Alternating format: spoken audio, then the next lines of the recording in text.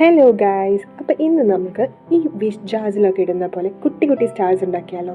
So അതിന് വേണ്ടിയിട്ട് നമുക്കൊന്നുകിൽ ഇതുപോലെ സ്ട്രിപ്സ് നമുക്ക് യൂസ് ചെയ്യാം. ഇല്ല എന്നുണ്ടെങ്കിൽ നമ്മുടെ കളർ പേപ്പേഴ്സിലെ കളർ A4 ഷീറ്റ്സ്, സോ അതിന് ഇതുപോലെ സ്ട്രിപ്സ് ആയിട്ട് കട്ട് ചെയ്തെടുത്ത് നമുക്കിത് യൂസ് ചെയ്യാവുന്നതാണ്. കാണുമ്പോൾ കുറച്ച് ബുദ്ധിമുട്ടൊക്കെ തോന്നും, പക്ഷേ ഉണ്ടല്ലോ ഇത് ഭയങ്കര സിമ്പിളാണ്.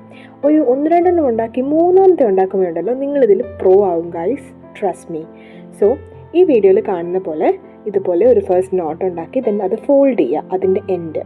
ദെൻ ആ ഷേപ്പിൽ അത് ഫോൾഡ് ചെയ്ത് കൊണ്ടുവരിക. ഇതിനെ നമുക്ക് പല കളേഴ്സിലും ഉണ്ടാക്കാം കേട്ടോ, മൾട്ടി കളേഴ്സിൽ നമുക്ക് ഉണ്ടാക്കാം. ഞാനിപ്പോൾ ഇവിടെ എടുത്തേക്കുന്നത് ഒരു പിങ്ക് ആൻഡ് വൈറ്റിഷ് ആ ഒരു ഷെയ്ഡിലാണ്. സോ ഇതുപോലെ ഫോൾഡ് ചെയ്ത് ആ ഒരു രീതിക്ക് ഫോൾഡ് ചെയ്ത് വെക്കുക. ദെൻ അവസാനത്തെ ഒരു പോർഷൻ ഉണ്ടല്ലോ, അത് നമുക്കിവിടെ ഒരു പൗച്ച് പോലത്തെ ഒരു സംഭവം കിട്ടും. ആ ഒരു പൗച്ചിലോട്ട് അതങ്ങ് ഇൻസേർട്ട് ചെയ്ത് വെക്കാം. കഴിഞ്ഞില്ല കേട്ടോ, ഇനിയും സ്റ്റാർസിന് പണിയുണ്ട്. ഇതൊരു കുഞ്ഞി പണിയും കൂടി കേട്ടോ.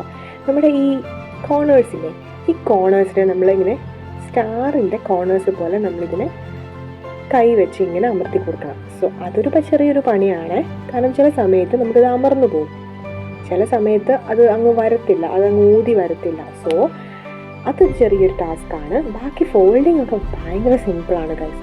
സോ നിങ്ങളിതൊന്ന് ട്രൈ ചെയ്ത് നോക്കൂ. ട്രസ്റ്റ് മീ, 1 2 3 എന്തായാലും ശരിയാവും.